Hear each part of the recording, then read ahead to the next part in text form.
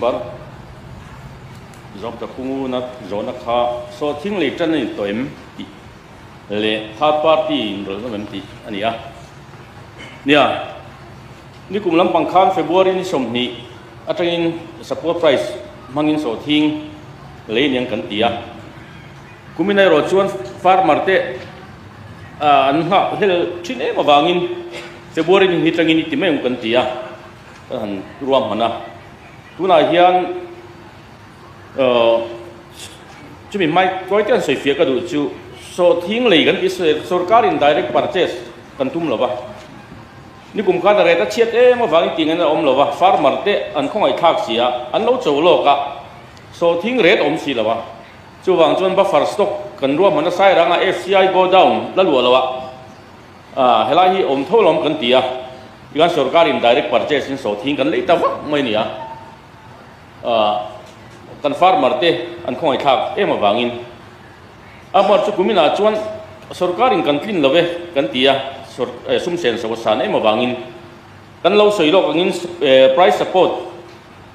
kal kangin kumina chuan February ni hi tangin chanang kan tia chuan floor price te kan siama dam si kan tia district agriculture marketing committee te district ina kan ne ya sumi te district ina an rate tur chu floor price kan tia chu February ni hi ma kan kan ro mana cheng Siliguri te Delhi te le mandi khang khang rate kan en khan kg a cheng somli tanga somli pangai floor price ai ne kan tia kan suwa heng hi lo in auction point hetiang price kian lo auction ro kan tia chu ti lai chuan kan buyer nei te le mu chen khat khan cheng somthum pathum te somthum pani tan min don ani somthum pan hi min pek chuan min pek thei chuan matric ton sanga kan liang te anon tia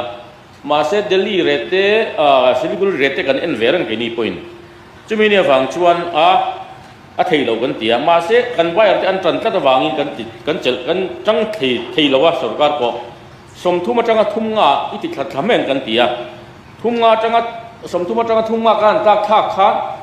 somni pasari tan min don le ti khan min bargain ta tlau maya tuna hian kan bayar nei te hi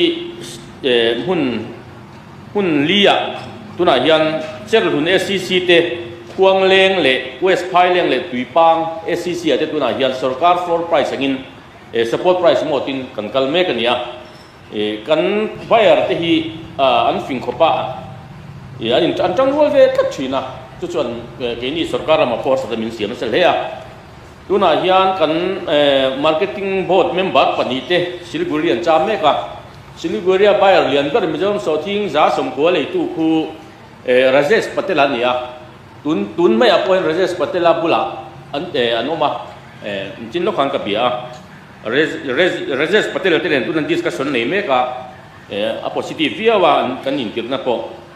Kolkata te Siliguri te an to me kwal me ka katianga ti kha sarkarin malak na nei me ka kan bayar te hi kan seitang khan nam dang an nia chumdong fing tak kan nia chung chon min enge ni min norme ka ni har sakop maya amar tu thei top sarkarin kan chua me ka kan intir chua te po a positive khop mai kan kalna anon tia anon lom viau ni ti kha pungu na zona ania kan chana chuni se third party anin rolem an lei lo kha chu Mizoram puma khan an lei lo zer ni SCC somruk pali kan nei me ka SCC pali kan lei me ka ni chu sarkarin heta hian hei kan chief minister som takhian January ni som le pathuma khan February ni ni tan kan lei don ati chuan SCC pali chawani lo hemi wang hian Mizoram mi puite pu speaker khongai takin khami be se khan an lo chau ve chau maya he khorang rang atang point phone te kan dong ve a February ni ni atang kan lei don ti ni si chuan em ti ne lei don ni chuan Mizoram pu men lei lo na san ka hei heta lei don kin samchin bukipa lei don ti kha nge kan leng don ala ni zel ni tuna hian February ni to mi tu ni mina ngor kan se ka pu speaker ka chang jong pu speaker ni lo khati lei don ti se ali tu ni ya ma ro se pu speaker ka ro se yang pa khang ai lo không ai mi puiten an so to a zo ram hum sang sang mi puiten an so to a chu ti la ya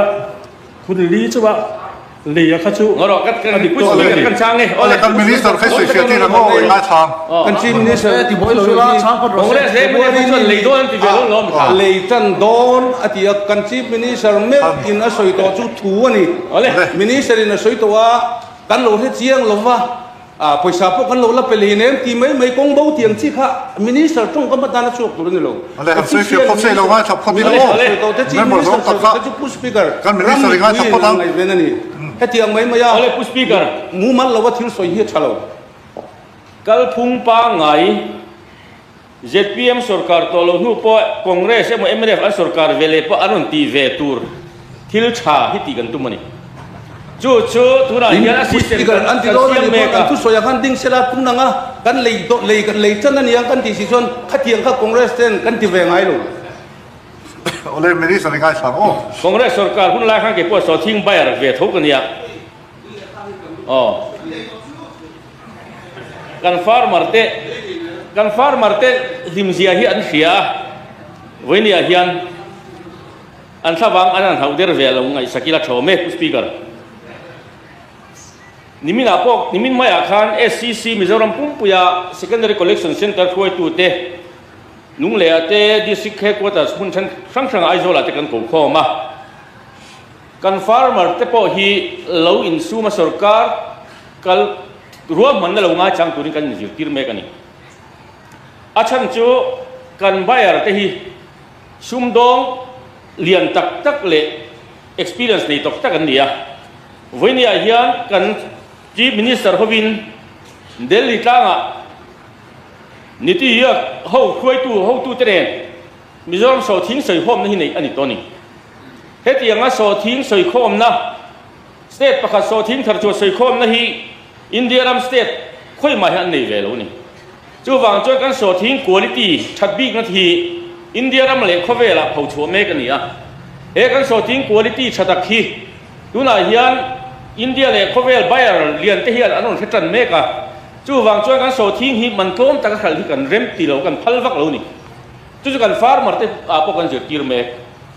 kan farmer te po hian helai bargaining power kan ti mai vai hoi minon dona tlom te khal hi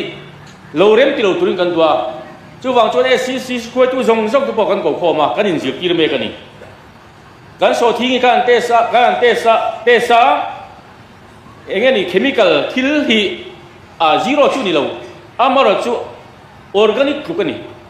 chu wang chuan minan du bi ka india ra producer hemi lo her tu te ti mai a lo process tu te po hian an du bi ke me ma chu wang chuan kan so thing quality chat na hi ngeni hum tat kan tuma chu wang chuan lo in du de hi turin fara par te po kan jir tir me ka ato zo ka sarkar support price po tel lawa som nga ai to khal thei pui kan tu mani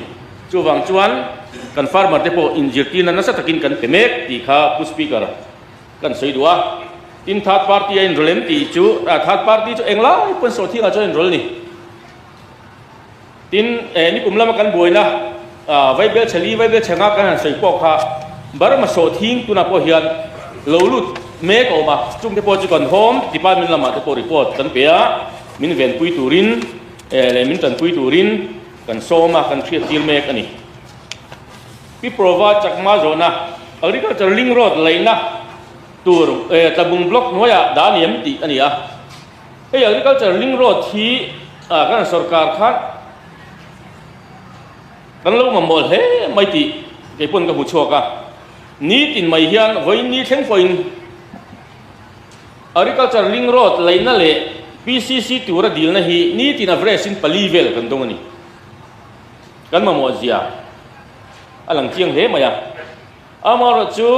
ti rual chon central hian agriculture link road hi an the thiam ve vak lawa kan ministry ho kwan kan juk soi thira ke point delhi tlanga voi eng mazar kan ministry huai tu te ka soi pui to a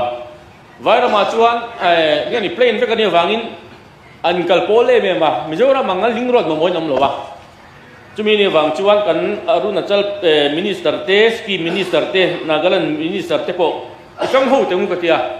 hei hi kan mo sia chu wang chuan itang ho ngu tin chan ho puya te po ka som hial ani tu na hian nabat atang te RIDF atang te le nesit atang hian oil palm ling road PCC tur kan hmu bokat engmaw zat chuan saskia hian kan chief minister ten finance tu ten min pe boka amor chu alatle be tham hle kan mamo chu la phu lo na sal he ni chu tiang ani wang chon tabung block noi po hian an mamo na asang ti kan riap a funding kan hmu vele tabung block a po kan da kan tuman ti kha pi bo vai po kan tiam duwa tin pu member jam te pujai than jama zo na kha fertilizer du khop leitur mulo line bar malama eng moza thon chua thin ani ti siat ani a ti kha adika kan fertilizer hi kan soi fia de lokanga central india ram hi mi phing khowela po tam na ber kan niawangin bule bale in to jel turin malang na satanga e ma chumi ni wang chuan central sarkar po in fertilizer subsidy kal puini tuna hian kan fertilizer hi zat som velin dealer ten anjor chok thina za som ko hi chu central sarkar e tumani wangin atlom ma kan fertilizer mu na dan hi chumi ni wang chuan barmarama thon chua hi acha om dia ani barmarama thon chua cha om dia ani garinga rete lo ma wangi he ta ape le tu kha lo sang ni garinga ka theve chi lo wa chu wang chuan kan fertilizer dealer te hian inge ni a ni lo deu anga sum do na lo kal pui te po anom ani mela tiang awang hian kan farmer te po in fertilizer du khop le tur an holo fo ti hi office ate po minon dor fo anon sei fo ni chu wang chuan lai sarkar po na sa takin mala a thei top chuin fertilizer inspector te police te le magistrate te po punin barmarama thon chua min ven pui turin thei top chuin ma kan la chowa tuna hian a ji om ta viau he in kan sia kan lom hle a tuna hian ma fet limited thianin an mani hi kan han pedewa tuna chuan dealer dangte hi an felwe chalwe tin ani lovin kan farmer ten direct an hu the turin le tom jagan hu the turin ma fet kal tlangin englai point ti the tuna hian kal pui me kan le the ani